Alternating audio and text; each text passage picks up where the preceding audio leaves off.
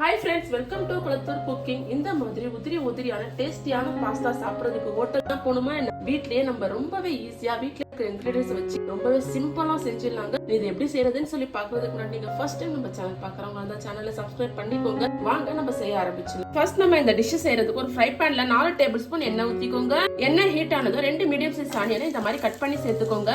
வெங்காயத்தை நல்லா வதக்கிக்கோங்க. இப்ப பாருங்க வெங்காயம் நல்லா வதங்கிடுச்சுங்க. இது கூடயே ஒரு மீடியம் சைஸ் தக்காளி, ஒரு பச்சை மிளகாய் இந்த மாதிரி குட்டி குட்டியா கட் பண்ணி சேர்த்துக்கோங்க. இதே சேர்த்து நல்லா கலந்து விட்டுக்கோங்க. அடுத்து இது கூடயே ஒரு டேபிள் ஸ்பூன் உப்பு, ஒரு டேபிள் ஸ்பூன் இஞ்சி பூண்டு பேஸ்ட், 1/4 டேபிள் ஸ்பூன் மஞ்சள் தூள், ஒரு டேபிள் ஸ்பூன் மிளகாய் தூள் இதையும் ஆட் பண்ணிக்கோங்க.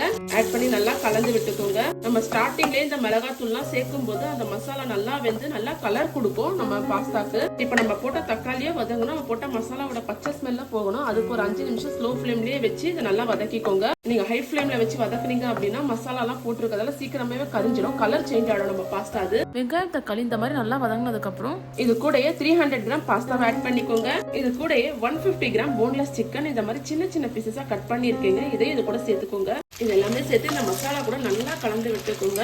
இந்த மாதிரி கலந்ததுக்கு அப்புறம் இது ஒரு 2 நிமிஷம் இந்த மசாலா கூடயே வேகட்டும் இந்த பாஸ்தா. இப்ப 2 நிமிஷம் ஆயிடுச்சுங்க. ஒரு தடவை நல்லா இந்த மாதிரி கலந்து விட்டுட்டு இதுல 1.5 பவுல் தண்ணி ஆட் பண்ணிக்கோங்க. நீங்க எந்த பவுல்ல பாஸ்தாவை மெஷர் பண்ணி எடுக்கிறீங்களோ அதே பவுல்ல தண்ணி அளவே வச்சுக்கோங்க. நான் இந்த பவுல்ல 1 கப் பாஸ்தாவை சேர்த்து இது 1.5 பவுல் தண்ணி ஆட் பண்ணிக்கிறேன். நீங்க அதிகமா தண்ணி சேர்த்துட்டீங்க அப்படின்னா பாஸ்தா கொலன்னு ஆயிடும். கம்மியா தண்ணி சேர்த்துட்டீங்கன்னா உங்களுக்கு பாஸ்தா வேக. அதனால தண்ணி மெஷர்மெண்ட் பார்த்து சேர்த்துக்கோங்க. 1 கப் பாஸ்தாக்கு 1.5 கப் தண்ணி கரெக்டா இருக்கும். தண்ணியை ஊத்தி ஒரு தடவை நல்லா இந்த மாதிரி கலந்து விட்டுட்டு ஒரு 10 நிமிஷம் மூடியை போட்டு க்ளோஸ் பண்ணிடுங்க. 10 நிமிஷத்துக்கு அப்புறம் நம்ம ஓபன் பண்ணி பார்க்கலாம். இப்ப 10 நிமிஷம் ஆயிடுச்சுங்க. நம்ம மூடியை ஓபன் பண்ணிடலாம். ஒரு தடவை நல்லா இந்த மாதிரி கலந்து விட்டுக்கோங்க. நல்லா வெந்து இருக்கும். நீங்க போட்டு ரொம்ப கலந்தீங்கன்னா பாஸ்தா எல்லாம் உடஞ்சிடும். நான் ஒன்னு எடுத்து காமிக்கிறேன் பாருங்க. எப்படி வெந்திருக்குங்க சூப்பரா வெந்துருச்சு. இப்ப இதுல கடைசியா கொத்தமல்லி இலைகளை தூவி ஒரு தடவை நல்லா கலந்து விட்டுட்டு ஸ்டவ் ஆஃப் பண்ணிடுங்க. அவ்வளவுதாங்க, நம்மளோட ஹோட்டல் ஸ்டைல் சிக்கன் பாஸ்தா சூப்பரா ரெடி ஆச்சு. வாங்க நம்ம இப்ப இதை சர்வ் பண்ணிக்கலாம். இனி உங்க வீட்டுல உங்க குழந்தைங்க பாஸ்தான்னு சொல்லி கேட்டாங்கன்னா இந்த மாதிரி செஞ்சு கொடுங்க. பெரியவங்கல இருந்து குட்டி பசங்க வரைக்கும் எல்லாருக்குமே இந்த பாஸ்தா ரொம்பவே பிடிக்குங்க. இனிமே நீங்க ஹோட்டல் எல்லாம் போய் சாப்பிட்டு காசை வேஸ்ட் பண்ணாதீங்க.